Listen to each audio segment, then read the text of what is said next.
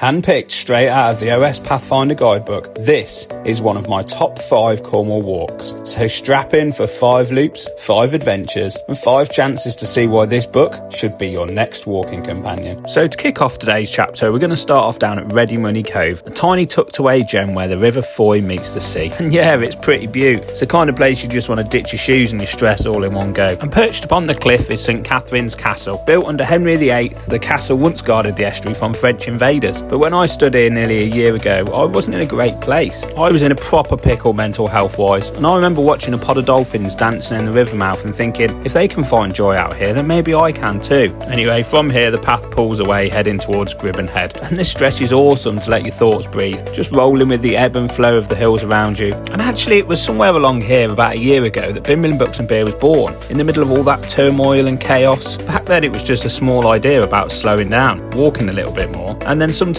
maybe sharing my stories in the hope that it might help somebody else one day. Anyway, you drop down past Coombe Farm, a National Trust patch so peaceful it ought to come with a health warning, and you'll find yourself a small beach and an old weathered log that's become a bit of a marker for me. I sat here last year wondering what I was doing with my life, and this year I'm here again. Same log, same view, just working with the Ordnance Survey. I mean, that absolutely blows my mind. You see, progress isn't always loud. Sometimes it's that quiet moment when you realise you're doing alright in life. From Coombe Farm you're going to start the slow and steady climb up towards the daymark. And when I say climb, I definitely mean climb. It turned me into Puff the Magic Dragon halfway up, but honestly it's worth every gasp, because the Gribbin daymark stands proud, red and white stripes painted back in 1832 to stop the sailors mistakenly sailing into the wrong port. And from there it's a short scenic bimble down into Polkerris, and this is where I ended up, the Rashley Inn, my favourite pub in Cornwall, possibly the world. It's the kind of place that hugs you back. Low beams, salty air, log fires, and the hum of proper conversation. They serve foy mussels so fresh that they've probably walked themselves in,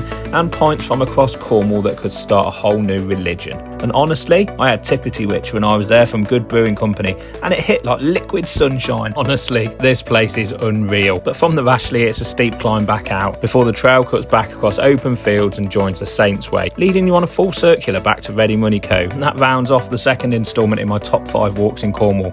Readymoney Cove to Polkerris Circular. It's not the wildest, not the grandest, but it's maybe the most important to me. For episode 3, drop me a follow and join me soon for some more Bimbling Books and Beer.